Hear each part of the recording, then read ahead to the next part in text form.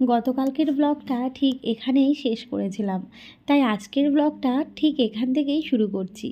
Hello everyone, কেমন আছো তোমরা সবাই? আশা করছি ভালো আছো। নতুন একটা ভিডিওতে অনেক স্বাগত জানাচ্ছি। আমি রিয়াঙ্কা। রাত্রিবেলায় খাওয়া দাওয়া করার পর যদি রান্নাঘরটা ক্লিন করে রাখা হয় আর সিঙ্কের জমানো বাসনগুলো যদি মেজে নেওয়া হয়, তাহলে কিন্তু অনেকটা কাজে হেল্প হয় বাড়ির বউদের। আর যেখানে একা হাতে সমস্তটাই সামলাতে হয়, তার মধ্যে যদি থাকে আমাদের মতন সোনা বাবার মতন একটা ছোট বাচ্চা, ব্যাস। তো নিজের কাজটা একটুখানি সহজ করে নেওয়ার জন্যই বা একটুখানি বেশি চাপ যাতে না পড়ে, তার জন্যই কিন্তু আগের দিন রাত্রিবেলায় আমি এই কাজটা করে রাখি। তাছাড়াও সকালবেলা ঘুম থেকে উঠে যদি এই এতগুলো বাসনপত্র রান্নাঘর অপরিষ্কার দেখা যায়, তাহলে ব্যাস সারা দিন যেন মাটি হয়ে যায়। কেন বলো তো? ওই যে সকালবেলায় উঠে এই কাজগুলো করতে হবে, আর আমি ওঠার সাথে সাথেই কিন্তু আমার ছেলেটা উঠে পড়ে, তাই নিজের সুবিধা মতন নিজের কাজটা গুছিয়ে রাখলে বেশ ভালোই হয়। বিকেলবেলায় এই শাকগুলো তুলে এনেছিলাম, আশা করছি আগের দিনের ব্লগে দেখেছো তোমরা, আর যারা দেখোনি তারা দেখে এসো। এত সুন্দর সুন্দর শাক আবার যাব নিতে। তো এই শাকগুলোকে এখন একটুখানি বেছে রেখে দিচ্ছি, সাথে কেটেও রাখবো। আমি সচরাচর শাকটাকে আগে কুটি না, আগে ভালো করে ধুয়ে নিই, তারপরেই কিন্তু কাটি। কিন্তু আজকে শাক ধুয়ে কাটা হবে না, আগে কেটে রেখে দেবো, সকালবেলায় রান্না করার আগে ধুয়ে নেব, এতে আমার সুবিধা হবে আর কি।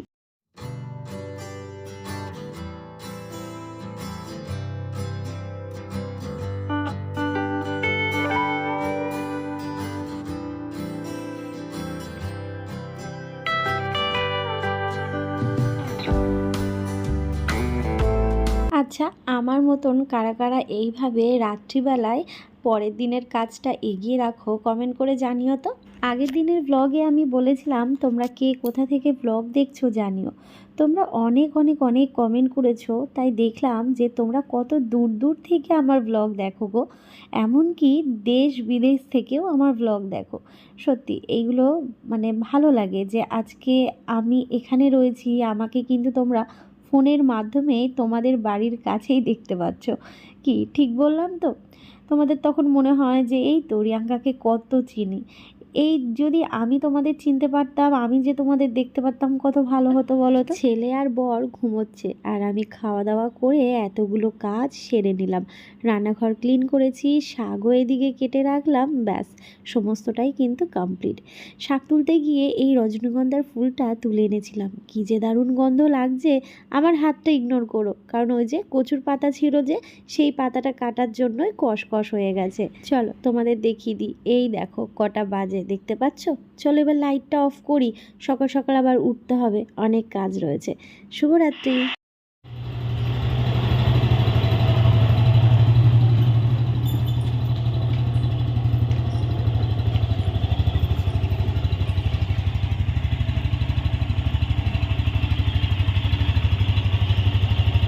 শেষ ফিনিশিংয়ে কেরম কুয়াশা হচ্ছে।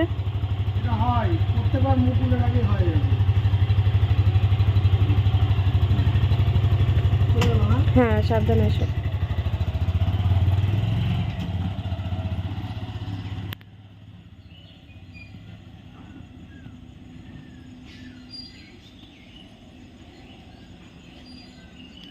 এটা কে? কে এটা? কে? রৌনক পাপা? রৌনক? এই যে লজ্জা পেয়ে গেছে, মাথা নিচু করে নিয়েছে। আসো আসো আসো, হ্যাঁ আসো আসো, হামা দিতে দিতে আসো। হ্যাঁ, বাবা বাবা বাবা বাবা, কই বাবা, কই বাবা, কই বাবা? কাজে গেছে তো, চলো আসো। ছেলে গামলা থেকে একা একা খেলনা খুঁজে খুঁজে যে একা একা খেলনা খুঁজে বার করছে আর খেলছে, তাই না পাপা? আমার ছোনা পাপা বড় হয়ে গেছে তো, আমার ছোনা পাপা একা একা খেলতে পারে, তাই না? হ্যাঁ হ্যাঁ, এবার কোন খেলনাটা বার হবে দেখো তো। এই যে এদিকে ছড়িয়েছে খেলনা, বুঝতে পারছো? এই যে এদিকে ছড়িয়েছে, একটা একটা করে বেরোচ্ছে খেলনা ঝুড়ি থেকে, আর খেলা হচ্ছে। ওটা ভালো লাগছে না, ওটা আবার সাইডে রেখে দিচ্ছে, তারপর আবার একটা বার করছে, এই হচ্ছে। সকালের বাসি কাজ তো হয়ে গেছে, তারপর ছেলে উঠলো, ওকে খাইয়ে ফ্রেশ করিয়ে ড্রেসটা চেঞ্জ করিয়ে খেলনা দিয়ে বসিয়ে দিলাম। বাসি নাইটিটা চেঞ্জ করে এদিকে আমি তুলসী তলাটা ধুয়ে নিচ্ছি, তুলসী মঞ্চটাকেও ধুয়ে নিচ্ছি। আর গাছটা এমনভাবে হেলে রয়েছে কি বলবো, আর অজস্র তুলসীর মঞ্জুরি হয়েছে, প্রচুর গাছ হবে বোঝাই যাচ্ছে। তবে সকালের ওয়েদার একদমই ভালো না, কেমন যেন মন মরা, কুয়াশা হচ্ছে আর মেঘলা মেঘলা ওয়েদার। শুনছি নাকি বৃষ্টি হবে, জানি না কি হবে। তবে এই ফাল্গুন মাসটায় ঝড় তো হয়, তবে ভগবান ঝড় চায় না। সত্যি ঝড়ে যে কি পরিস্থিতি হতো আমি জানি, মনে আছে সেই ভাড়া বাড়ির কথাগুলো, তাই ঝড়ের কথা শুনলে এখনো যেন বুকটা কেঁপে ওঠে।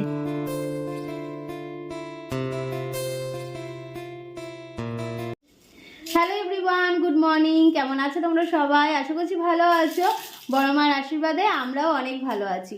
তো আজকে দিনটা হচ্ছে শনিবার, আর ঘড়িতে এখন বাজে হচ্ছে ঠিক 8:30। তো ওর বাবা তো চলে গেল 7:30টার সময়। ছেলেকে খাইয়ে ফ্রেশ করিয়ে দিয়ে এই যে খেলনা ঝুড়ি দিয়ে বসিয়ে দিয়েছি। সাথে আমার ঘর বারান্দা ঝাড় দেওয়া, ওদিকে তুলসীতলা ধোয়া, সমস্ত কিছু হয়ে গেছে। উঠোন ঝাড় দেওয়া, ছাদে যাওয়া হয়নি, ছেলের জলটা রোদে দিতে যেতে হবে। তো সেটা দিয়ে আসি, কারণ যা ওয়েদারের অবস্থা, কুয়াশা কুয়াশা, একটু একটু রোদ দেখা দিচ্ছে, তো ভাবছি ওটা দিয়ে আসি, ও রোদ উঠে যাবে, গরমও হয়ে যাবে। ছেলের খাবার বসাতে হবে, আমার রান্না করতে হবে, অনেক কাজ রয়েছে। চলো তাহলে সঙ্গে থাকো, দেখতে থাকো। আর এদিকে ছেলে আমার একা একাই খেলনা বার করছে আর খেলতে শুরু করে দিচ্ছে, তাই তো বাপ্পা? হয়েছে এবার আবার কোন খেলনাটা বার করবে দেখো। এই কোন খেলনাটা বেরোবে? নাও নাও নাও নাও, ও শোনা, এই যে দেখো এবার কোনটা বেরোবে। বেরোবে না? তাহলে থাক থাক তাহলে। হ্যাঁ, গতকালকে শাকটা কেটে রেখেছিলাম বলে একদম ধুয়েই বসিয়ে দিয়েছি। এদিকে শাক ভাজা আর ভাত বসিয়েছি। এদিকে দেখো সবজি কেটে নিয়েছি, ভাত উপর দিয়েছি, আর এখানে ডাঁটা, আলু, বেগুন, বড়ি দিয়ে তরকারি করব। আর এদিকে কালো জিরে ফোড়ন দিয়েছি তেলের মধ্যে। কি করব বলো তো? এই যে উচ্ছে ভাজা। শাক ভাজা হয়ে গেছে, এদিকে ছেলের খাবার হয়ে গেছে প্রেসারে। এখন উচ্ছে আলু ভাজাটা বসিয়ে দিয়ে ছেলেকে খাইয়ে দেবো। এক হাতে ছেলেকে নিয়ে এক হাতে রান্না করা, এই কাজটা যে কতটা কষ্টের এটা শুধুমাত্র যারা বাড়িতে একা বাচ্চাকে সামলায়, সাথে সংসার, তারাই মাত্র বোঝে। এই দেখো তোমাদের সোনা বাবার খাওয়া দাওয়া কমপ্লিট। হ্যাঁ, খাওয়া দাওয়া কমপ্লিট হয়ে গেছে। এখন 9:45 বাজে, ছেলের খাওয়া কমপ্লিট। এখন একটুখানি ঘুমোবে, কারণ সেই 7:30টার দিকে উঠেছে, এখনো পর্যন্ত কিন্তু ঘুমোয়নি। তো এখন একটুখানি ঘুমোলে ঠিক 11:30টার দিকে উঠবে, তারপর স্নান করাবো। হ্যাঁ, আজকে যেহেতু আগে উঠেছে, নাহলে অন্যান্য দিন তো 8:30, 8টা 8:30টার দিকে ওঠে, আজকে 7টা 7:30টার দিকে উঠেছে। চলো, ভাজাটা মনে হয় পুড়ে গেল বাবা। শিগগির চ, শিগগির চ, শিগগির চ, ভাজা পুড়ে গেল।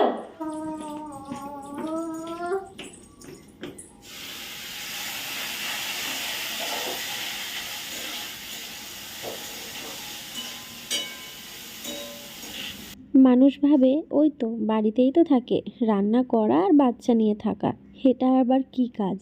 সত্যি বলতে একটা দিন আমি যা যা করি সেই সমস্ত কিছু করলে তবে বোঝা যায় যে একটা মা সারাটা দিন কিভাবে অ্যাক্টিভ থাকে। ছেলে ঘুমিয়েছে, খাইয়ে দিয়ে ছেলেকে ঘুম পাড়িয়ে দিলাম। বেশিক্ষণ সময় লাগেনি ওকে ঘুম পাড়াতে, কারণ আমি জানি ও ওই টাইমটা উঠেছে, তো ও হচ্ছে ঘুমিয়ে পড়বে, যেহেতু সকাল সকাল উঠেছে। এদিকে দেখো ভাজা বসিয়েছি, বেগুন আলু ভাজা হচ্ছে, ডাঁটা দিয়ে বড়ি দিয়ে তরকারি হবে, বড়িটাকেও ভেজে রেখে দিয়েছি। নিরামিষের দিনে এটাই ভালো লাগে আর কি। আর এখানে দুধ বিস্কুট ভিজালাম, এটা খাবো, আমার হেভি লাগে। মেরি বিস্কুট দিয়ে দুধ দারুণ লাগে। এটা অবশ্য থিন অ্যারারুট মেরি যেটা রয়েছে সেটা। কেউ কখনো কারুর মতো হতে পারে না। হ্যাঁ, সবাই সবার মতন, এটাই স্বাভাবিক। আমি এই যে সংসারের কাজগুলো কোনো হেল্পিং হ্যান্ড ছাড়াই সমস্ত কিছু, একটা বাচ্চা থাকলে তার যে সারাটা দিনে কতগুলো জামা কাপড়, কাঁথা কাপড় এইগুলো হয়, সেইগুলো কাচা ধোয়া করা, তার সাথে সংসারের সমস্তটা কাজ, সমস্তটাই। তো সেই সমস্ত কিছু করে আবার এই যে editing, blogging, Facebook, YouTube, Instagram সমস্ত কিছু হ্যান্ডেল করা একটা কম কথা না কিন্তু। হয়তো বাইরে গিয়ে কোনো কাজ করি না, বাড়িতে করি, কিন্তু বাড়িতেও কিন্তু সেই কাজটা গুনে দেখলে অনেকটাই। তো এদিকে দেখো রান্না কিন্তু একদম রেডি। ঝোলটা বেশ একটু গাঢ় গাঢ় হয়েছে, বড়ি আলু ডাঁটা দিয়ে ঝোল। আর এখানে তোমাদের দেখিয়ে দিই, এই হচ্ছে উচ্ছে আলু ভাজা, লঙ্কা ভেজে রেখেছি আলু সেদ্ধ মাখবো বলেই। এদিকে শাক ভাজা রয়েছে, আর এদিকে হচ্ছে ছেলের খাবার সেদ্ধ ভাত। বাসন মাজাও কমপ্লিট, এদিকে রান্না বান্না কমপ্লিট। কিছু জামা কাপড় আছে, সেইগুলো ধুয়ে ভাবছি ঘরটা মুছে স্নান করে নিই। এখন যেহেতু পাতা ঝরার দিন, তাই এই কলপাড়টায় কিন্তু অনেক পাতা পড়ে থাকে। পাশে কিছু গাছ রয়েছে, যাই হোক এই ঝাঁটাটা দিয়েই ঝাড় দিয়ে নিচ্ছি। ঝাঁটাটারও করুণ অবস্থা। অনেক দিন আগেই আমার বর এই কলতলার পাশে এই লেবু গাছটা লাগিয়েছিল, একদম ছোট্ট চারা গাছ ছিল। সেই গাছটা আস্তে আস্তে অনেকটাই বড় হয়েছে।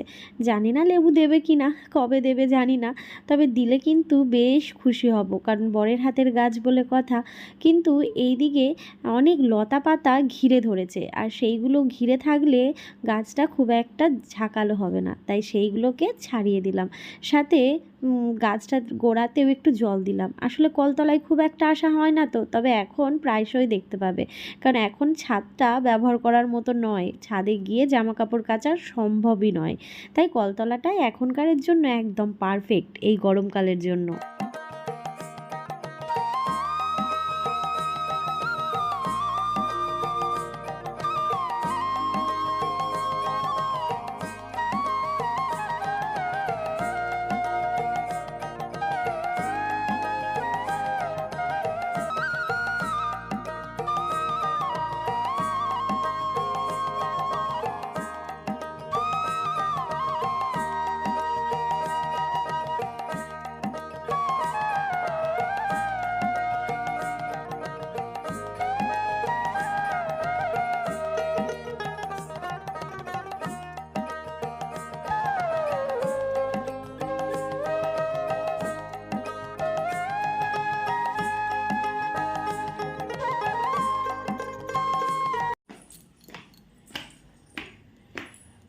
ওর বাবাকে খেতে দিয়ে আসলাম, ছেলেকে স্নান করিয়ে দিলাম। আমি স্নান করে পুজো দিতে দিতে ছেলে উঠে পড়েছে। তো ওইদিকে ওকে স্নান করিয়ে ওয়াকারে বসিয়ে দিয়েছি, আর ও খাচ্ছে। সামনে বসে থাকলে ঠিক আছে, আর আজকে রোদের যা অবস্থা, বাবা রে বাবা। চলো জামা কাপড়গুলো মেলে দিই। আর এদিকে জল রোদে দিতে এসেছিলাম, তখন আচারটাকে রোদে দিয়ে গেছিলাম।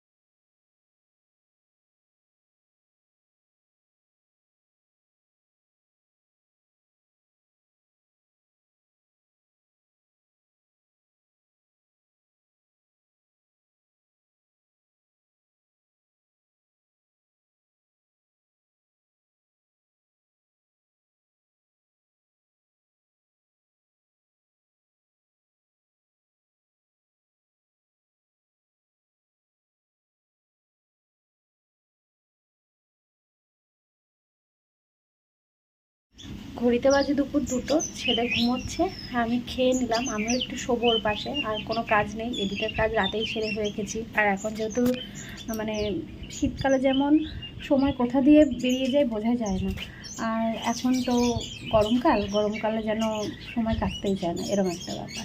তো আমার আরও সময় হলে আরও বেশি ভালো, তাহলে আমি কিছু কাজ গুছিয়ে রাখতে পারবো আর কি। যাকে যেটা বলছিলাম সেটা মাথা থেকে বেরিয়ে যাবে নাহলে। আমি খেতে খেতেই এখানে আওয়াজ পাচ্ছি যে কোকিল ডাকছে, কি দারুণভাবে এই কলা গাছের এখানটা দাঁড়িয়ে ডাকছে। আমি শুনলাম, তাড়াতাড়ি করে খেয়ে নিয়ে আসলাম, এসে ভিডিও করবো বলে ক্যামেরাটা যে অন করলাম, ব্যাস বন্ধ করে দিল। কিছুক্ষণ দাঁড়িয়ে থাকলাম, এখনও পর্যন্ত তার ডাক শোনা যাচ্ছে না। এত ভালো লাগছিল কি বলবো, দারুণ দারুণ লাগছিল।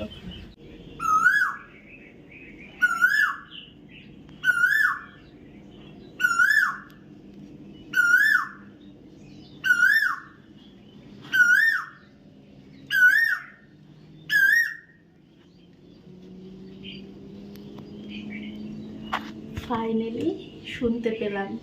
সারাদিনের সংসারের কাজকর্ম, ছেলে সামলানো, ব্লগিং, তারও বাইরে নতুন নতুন কিছু রান্না করতে কিন্তু বেশ ভালোবাসি আমি। আজকে করছি ভেজিটেবল চপ, তবে প্রথমবার করছি। দিদির বাড়িতে গিয়ে খেয়েছিলাম, দিদির কাছ থেকেও রেসিপিটা শুনে নিয়ে এসেছি, তার ছাড়াও ইউটিউবেও আছে, ইউটিউব থেকেও দেখে নিয়েছি। তো তোমরা যদি চাও তোমাদের সাথেও শেয়ার করব। তো এদিকে পুরটা কিন্তু একদম রেডি। তো দেখতে কেমন লাগছে ভেজিটেবল চপের পুরটা অবশ্যই কিন্তু কমেন্ট করে জানি। এমনই দেখতে হয়েছে, আর সেটাকে হাতের সাহায্যে আমি এইভাবে বানিয়ে নিয়েছি ভেজিটেবল চপটাকে। তো ভিডিও নিতে পারিনি, ফটো তুলে রেখেছিলাম। তো কেমন লাগছে জানিও। আর এটা বিস্কুটের গুঁড়োর মধ্যে নিয়ে নিয়েছিলাম, তারপর কিন্তু এখানে ডিপ ফ্রাই হচ্ছে। তো ভালো লাগলে কিন্তু অবশ্যই লাইক কমেন্ট করো, আর কেমন হয়েছে ভেজিটেবল চপটা অবশ্যই কিন্তু জানাতে ভুলো না। চলো তাহলে আজকের মতন টাটা বললাম, ভালো থেকো সবাই, শুভরাত্রি।